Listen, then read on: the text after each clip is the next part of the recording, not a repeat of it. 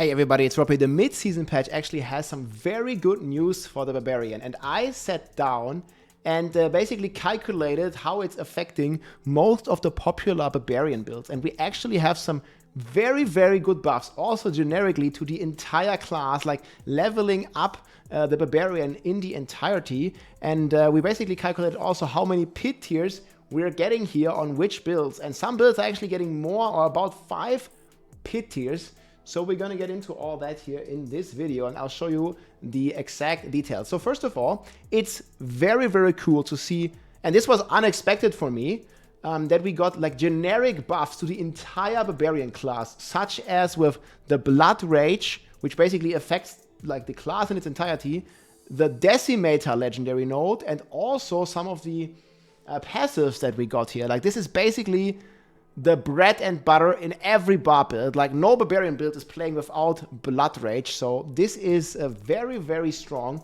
and the buff is significant as well. Same to Decimator. And then some of the passives got buffed as well, such as Heavy Handed, allowing us to get a ton of damage. So you guys can see this here. Like, so first of all, we have the generic buffs to the entire class, basically, because every Barbarian build is using those. So we have Blood Rage. We go from 1.45, from 1.3 to 1.45. That's a 12% damage increase. We get Decimator. This one is applied twice and multiplicative to one another. So we go from 1.1 to the power of 2 to actually 1.2 to the power of 2. So this is another 20% damage buff. And then we also got Heavy Handed for all the two-handed builds, which is another 3% damage buff. So overall, basically almost every Barb build is getting 36% stronger. Some on the one-handed sides are getting like 33% stronger. But this is basically leveling up every Barbarian build already to a pretty decent level. And then we went individually and we looked at all the changes that we got to the core skills first. So Hoda Barb, this was already a build that I'm playing here. And this has already been hitting for like 6 billion roughly. And now we're even getting another double damage on this build here. So we're getting the base from 55 to 70, which is another 27 increase. And we got the new aspect here. This is the Battle Mad aspect, which is basically becoming a multiplier. Now it's going to be a 1.4 multiplier when you're switching weapon. And with the Hoda Barb, you're doing this constantly. And you will have this buff up all the time, basically. And we can compare this. Obviously, we have to drop an existing aspect. So in this case, in most of the builds, we are dropping Edgemaster, for example. And we are going from 25% from Edgemaster to actually 40% from Battlemate. This is another 12% damage increase. And so in total, guys, multiplied with generic buffs that we are getting. So these buffs are almost affecting every build that we're going to talk about here. We are getting double damage on the Hoda Barb. So we're going to be hitting for about like 10 to 13, 12 billion hits for every overpower. And if you are looking into translating this into pit tiers, we're getting about 3 pit tiers higher with this, which is pretty significant, actually, in a world where Spiritborn is already guaranteed to be nerfed next season, pretty much. It's not going to get nerfed mid-season. The patch is coming out on Tuesday, though, so just in 3 days. And once the Spiritborn gets nerfed, Barbarian is actually in a very good spot. We're actually getting some cool stuff for leveling. Like, Barb historically has been one of the worst classes for leveling. And we're getting some cool buffs that basically make the Barb much stronger during the leveling process and early game as well. And I really like that. Next, guys, we have Whirlwind. So unfortunately, we didn't get any direct buffs to Whirlwind. This would be like one of my few critique points about this patch, that for some reason they buffed all the core skills, but they forgot about Whirlwind. Whirlwind is not really doing any direct damage, so they could buff the Whirlwind like a lot, because right now, if I'm going into the skill tree, like, Whirlwind only does 20% damage. Some other core skills here like are now doing like almost 100% damage. So there could be definitely some love for the direct Whirlwind, because the strongest builds that use Whirlwind as a support skill and don't directly deal damage with Whirlwind. So this is like one thing that I would still, you know, I'm a Spin2Win enjoyer, just like many of you. I would still love to see some love to Whirlwind in the future. But we still got some pretty decent buffs here, like with the generic stuff. Obviously, we're going to benefit from the Blood Rage. We're going to benefit from the Decimator, even on Whirlwind Barbs. And We also got a buff to the Gore's Devastating Grasp here. Now, again, we're not really doing direct damage, so this buff is not too relevant. That's why I didn't consider it in the calculation, because our damage is coming from the Dust Devils or from the Burning Helm, the ugly bastard.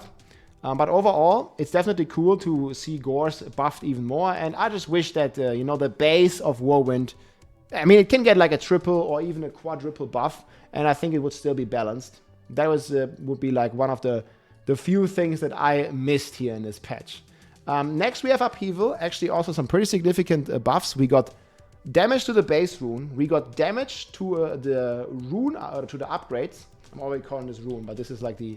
and this one is also stacking now, so we're getting a 36% there. We're getting an aspect, this is the Sunder aspect.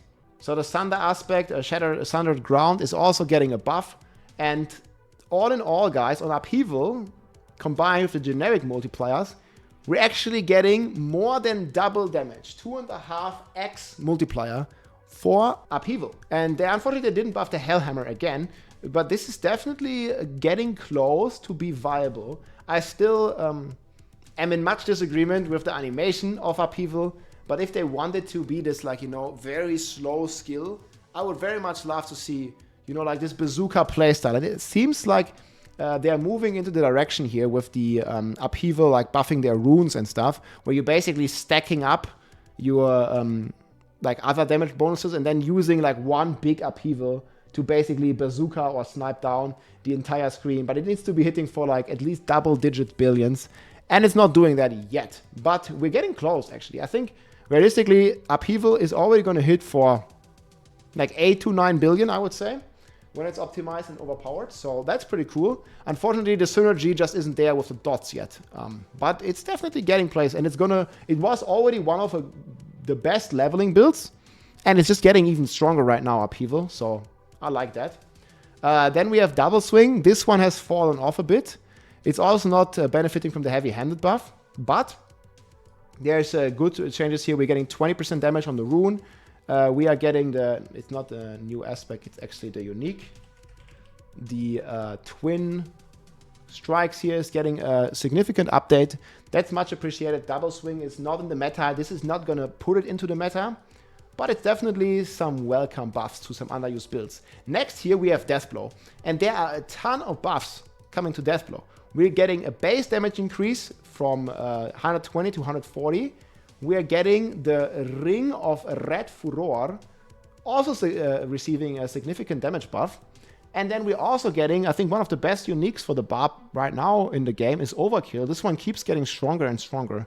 And it's already pretty damn crazy now with an 80% X multiplier, plus a ton of base ranks to Deathblow that can be upgraded to like plus 12 or something. And you can have like 30 ranks in Deathblow with this. And yeah, it gets pretty crazy. I liked it a lot. So Deathblow, also not in the meta, but definitely moving up like more significantly than most builds. And then here, this is a wild one. So Mighty Throw is at the moment by far the best Barbarian build. They already did 123. Now it is plagued with bugs. Like people are snapshotting the overpower for every Mighty Throw. There was a bug with the Temper double damage that has now been fixed. There are various bugs with the key passives, with Shroud. I don't know if those are fixed, but Mighty Throw is very bugged at the moment and way stronger than it's supposed to be. But they're actually buffing it more. So the thing with Mighty Throw, again, we have to probably wait until the patch to 100% confirm this, but there's this Temper that allows Mighty Throw to deal double damage. This is the meta build, and it was essentially always applying, even if you didn't have it. So now what they did, they fixed the issue so that you actually need that Temper, but you can just get that Temper on your two-hander, masterwork it twice, or even 3 times, and you're gonna have 100% chance to deal double damage.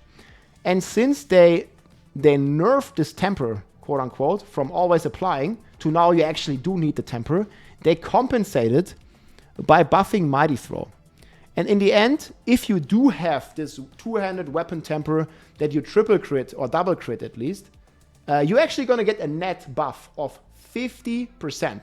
They're buffing the base damage by 50, and they're buffing the pulse damage, which again is like what's getting snapshotted, even more. So the strongest build on the Barbarian that is also abusing many bugs, is not really, you know, the bugs, as far as I know, we'll see on Tuesday, are not getting fixed. So we still have all of snapshotting going on, and we have the multiple key passives. And then on top of this, we're also getting a 50% buff if you have this good gear. So yeah, the strongest build gets even stronger, guys. The rich get richer. So it's plus 5 tiers. So I would not be surprised. This Barbarian might even scratch pit 130 in the end. Obviously, like if the bugs and the snapshots are fixed, it's going to go down like 10 tiers or so. But for now, it looks like Mighty Throw is eating good and is just getting stronger and stronger. Then the next contender here is Ground Stomp. And there are a ton of buffs. We're going to talk about all the builds. There are a ton of buffs coming to Ground Stomp here. And Ground Stomp already has a pretty strong rune. Where is that here? Ground Stomp. Damage increased from 35 to 80. And we already have one of the craziest runes in the game on Ground Stomp for 900% X. And this Ground Stomp was already pretty crazy when you leveled and might even be a viable endgame build because it's also becoming a brawling skill. And then you do have some glyphs that revolve around buffing brawling skills as well. For example, this one here, I think it has a pretty hefty multiplier. Brawling skills 25x, and then another multiplier for brawling skills on a secondary as well. And then you also have like various other chances to reduce your brawling skill cooldown and stuff. Essentially, Ground Stomp is going to be pretty strong in the end game, but it's also one of the best skills in the early game because you have this 80% weapon damage, and if you just take the rune early on, that gives you this 900x damage. You're actually 900% X damage. You're actually just doing 800% weapon damage by just pressing one button for leveling. And again, Barb has been one of the weakest levelers, so I think that's totally okay. The Barbarian is never going to be close to like the Sorcerer or to like, you know, some of the top Spiritborn classes historically. We'll see where the Spiritborn will land. I think the Spiritborn is also incredibly strong while leveling, but the Sorcerer is usually king. And even having like something strong like this, it's not going to compete with the Sorcs. But the Barb and the Druid has been very much on the low end in terms of leveling. So I really appreciate seeing something strong on the Barb that works in leveling very well too. And you can just, like, for example, use this with overpower guaranteed, either with some of the Paragon nodes or early on with just an Earth Striker. You switch the weapons, then you Ground Stomp. It's going to do 800% weapon damage times the overpower multiplier. It's going to be pretty strong for sure. Much stronger than any of the core skills for sure. And you can reduce the cooldown already early on. So it's getting pretty strong. And overall, we multiply this again with the base buff. So we can't use heavy-handed because Ground Stomp and some other skills do not work at the moment in the arsenal system, right? So you can't assign a weapon to your Ground Stomp if you're in the game. Like you just can't choose a weapon. The same is true for Kick, and the same is true for Steel Grasp and Call of the Ancients later. We're going to talk about that arsenal, that not being in the arsenal system, because I think that's something that could be fixed long term. But yeah, like you're stomping the ground, so you're essentially, like in the lore, you're not really using a weapon. So you can't benefit from the heavy-handed buff. But either way, so we're getting double damage, more than double damage on the rune, and we're getting the Blood Rage and the Decimator multiplier. So that means that we're actually getting triple damage with Ground Stomp comparison to right now. And that buffs it by at least 5 pit tiers. And this is like a minimum, right? It's probably going to realistically be a bit higher than this. Because this is just a pure DPS, a buff tier that we get, but you don't have to, like, you know, move like slower and stuff. So it's actually more than this. Like these, you can basically add 1 or 2 pit tiers in the end due to movement and stuff. But at least 5 pit tiers are going to go up. So Ground Stomp is probably pretty nice now. And I'm looking forward to also level with this. Then we have decent buffs to underused skills such as Kick. The problem with Kick, like you might tell Rob, but this is a 5 times 5 buff. We're going from 18 all the way to 60. But that's not really like almost 5. But it's not really the case, because if you're playing a Kick Barb, if you played it before, you might know that most of your damage is actually coming from the power kick, like the kick consuming all your fury and then dealing more damage and overpowering, for example, with Banished Lords. So just having the baseline buffed does not mean that the power kick is getting a buff as well. So this is not a multiplier. It's just added weapon damage. But since most of your weapon damage is coming from power kick, unfortunately, I don't think it's going to be good enough to make kick builds viable. Same as for Steel Grasp and stuff. They just don't do enough damage. And again, they are not part of the arsenal system. So this is one thing that I've been giving a lot of feedback on as well, because these can't be assigned to any weapon. So we missing buffs. We can't get ambidextrous. We can't really benefit from weapon switching. We can't benefit from walking arsenal. We can't benefit from the new battle mat aspect. We basically can't benefit from the arsenal system at all if we are using kick or ground stomp or steel grasp or even Call of the Ancients. And I think that's a bit of a mistake and goes against, in my opinion, the class fantasy. And I think we should be really able to, you know, assign these weapons to these skills in the game and see some more play of walking arsenal and the expertise in general, even though logically it doesn't make the most sense. Like, you're kicking, you know, with your boots, you're not really using a weapon. So I get it from a lore perspective, but I think, like, just from a balance and build perspective, it would be really cool to, you know, assign a weapon to your ground stomp, to your steel grasp. But let me know what you think about this in the comments. I think this would be a cool point to opening up, you know, some more viable builds for the Barbarian going forward. But yeah, they're also buffing Rupture quite a bit. So Rupture damage scaling goes up, and then you also have the generic buff. So you're getting about double damage for Rupture too. I didn't do the calculation.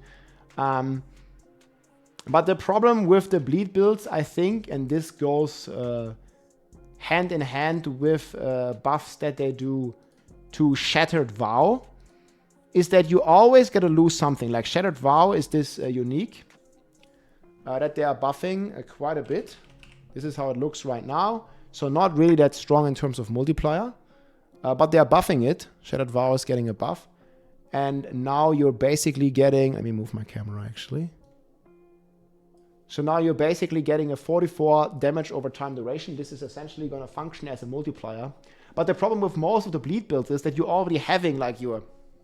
You know, your flay duration temper on your two-hander and stuff. And this is uncapped, so... Yes, you might be getting 44 duration, but you're either losing the Grandfather, or you're losing the double damage from the Grandfather, or you're losing the Flay temper, for example. So Shattered Vow for those Flay builds is not really that strong. And yeah, Rupture is getting a bit stronger, and Rend as well, but they're not really there. And I think what should be done, at least, you know, like, you know, what I think should be done is Gushing Wounds. You know, it was a very strong passive before, but it got heavily nerfed, and it's just additive now.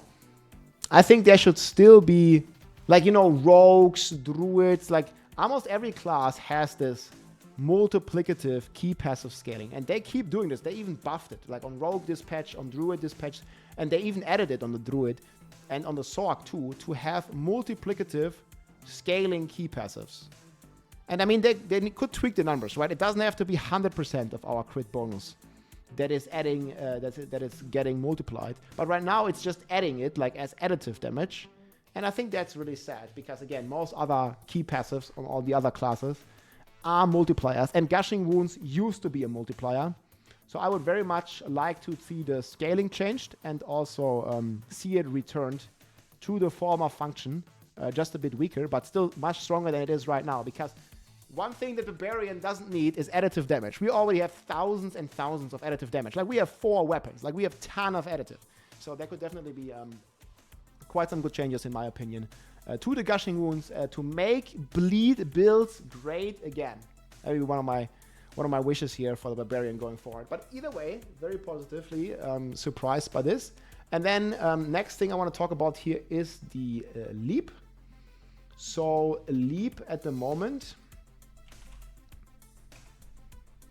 basically gets another, like, almost 20% damage buff. Oh, it does get more than 20% actually, 30% damage buff almost.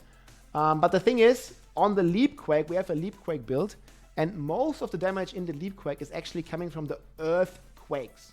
So this is not really helping the Leap Quake all too much, because we can essentially, like, the amount of damage that we deal with Leap is insignificant to the amount of damage we deal with the Earthquakes.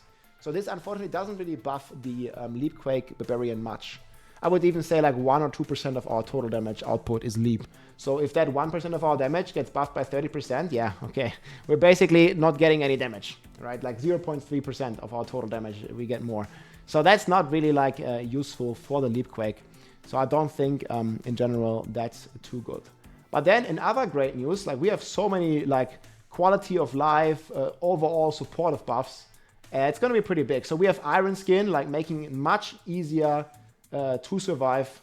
That's very much appreciated. We get like these key passes. We have Pit Fighter that gives generic damage reduction, so also melee. That's going to be really nice. We have No Mercy that is like generic crit chance now and allows it to scale with various effects, such as the Gushing Wounds key passive and other things. Like it just gives you generic crit chance, and that's much better than just crit chance against immobilized, stunned, or slowed enemies, especially against the bosses. This is like 100% uptime now, so real buff. And then, yeah, getting this like generic aspect, Battle Mat is pretty sick. Really like to see more of this. Also getting like some good stuff early on. If you don't have your Uber Uniques yet, we're getting a solid buff to the Tusk Helm, solid buffs to like many of these supporting passives. On 100,000 steps, I still wish they would just get rid of the internal cooldown. Like they reduce. I think they started with 20 seconds, then it got reduced to 10. Now it's reduced to 5. Maybe we'll see it reduced to like 1 second, and then we can actually use this. Because it's actually, I think, a very cool item. But I think they could just completely delete the last sentence, and then we're talking. Then we actually have a pretty cool Groundstorm build. If they just need to delete the last sentence on this. Then I'll dig this. It would not even be as crazy as some of the other stuff. And then, yeah, again, these are like very cool generic buffs. And then one thing that was plaguing the builds is Bolt's Chieftain not working sometimes. They fixed that, and not only did they fix that, they also buffed the Bolt's Chieftain. I don't want to say back to former glory because they nerfed it heavily this patch, but now it actually is becoming a lot stronger because it now scales up to 70% cooldown. And usually your cap, the maximum amount of cooldown reduction you can have on any of your skills is 75. So just with Bolt's Chieftain, we are almost reaching the cooldown cap. At least if you're hitting like a couple of enemies, right? You need to hit like 3 enemies to reach this if you have a perfect aspect. So realistically, it's always going to be 3. So it's going to be tough to have this on a single target. But if you do have a boss with ads and you have like, I don't know, AoE situation, you don't need any more cooldown. You don't even need a Harlequin's Crest anymore. And you have a very good uptime on your shouts just with this one aspect alone. So that's pretty cool. Yeah, overall, I think, guys, Barbarian is... I got positively surprised by this patch now after the underwhelming campfire. I would still love to see Spin2Win Buffs. People just love Spin2Win. I would like to see some changes to the Arsenal system. And then one thing I wanted to talk about, which I much appreciate, that Barbarian is getting these, you know, generic buffs to Blood Rage and to Decimator. But it definitely limits our choice even more now. Because every build on Barbarian already took Blood Rage. And now they are buffing Blood Rage even more, which essentially is leveling up the entire class, which is positive. But they are like, it's like a no-brainer decision. Like, you must already take Blood Rage in pretty much every Barb build. And now it gets even stronger. So we definitely take it in every Barb build. So the variety on the Paragon boards is not really there. It's the same on Decimator. Pretty much every Barb build is already playing Decimator because it's so strong. And it's even stronger now, which we definitely need to take it, right? So I would love to see some buffs to some of the underused legendary nodes. For example, Flawless Technique, in my opinion, is completely outdated in the current meta, where we have a ton of crit chance from Starless Sky. We have a ton of crit chance from the Air of Perdition and other things. And this one is just giving you multiplicative crit chance, which is even worse than 8% additive crit chance. So this is like nothing, basically. It's like a dead legendary node. And I think I'd much rather see like Flawless Technique and some of the underwhelming nodes buffed as well. For example, Flawless Technique could be, I don't know, a crit damage multiplier. Bone Breaker here gives you overpower every 12 seconds, which is also very bad. I don't know, it could give you extra damage after overpowering, or like maybe reduce the timer every 12 seconds. Maybe make it 10, maybe make it 8 seconds, maybe make it 6. Who knows? And then other things as well, like just underwhelming. I think like Hemorrhage has a good slot for bleed builds. This one is fine. Maybe they can also they already capped it, right? But they can increase the cap maybe a little bit. And yeah, Weapons Master also could give you some additional effects, like some damage bonus after you switch the weapons or something. And same thing, I think, for Warbringer. Like, oftentimes, I even think about not even taking these points here, like, just to get Warbringer. But since we are kept to the boards, I do take it. But Warbringer is not really a good key passive. I think the general principle, it gives you Fortify, is fine. But maybe it can, I don't know, increase your maximum life by 10%. Or increase your maximum life by 20, or increase your damage while you fortify, or give you damage reduction while you fortify. Something that makes it, like, you know, a bit more worth taking. What basically makes it worth speccing this board is the max Fury nodes. So in most builds we want to have these, but then it feels really bad to, like, you know, invest these points, like, to go all the way to Warbringer, because there are so many other sources to solve fortify. And I think it would just give you, like, life would be a great synergy, or some damage reduction or some damage bonus while you're fortified. That would be pretty cool. Obviously, like, offensive buffs are always more appreciated, because then we would have, at some point at least, some better alternatives to Blood Rage and Decimator, which again is played in every node. But again, I much appreciate it, and I was positive surprised about some of these Barb changes. Really, my biggest wish is, like, yeah, make Spin2Win Barb a little better. Like, that, I want to see, like, a direct damage Whirlwind Barb. That would be a sight, man. With Gore's devastating, just like it was on launch. I mean, you know, it doesn't have to be bugged or double dipping or penta dipping. It just has to be balanced, and a cool spin-to-win build for all of us, like, right-click spin-to-win enjoyers out there.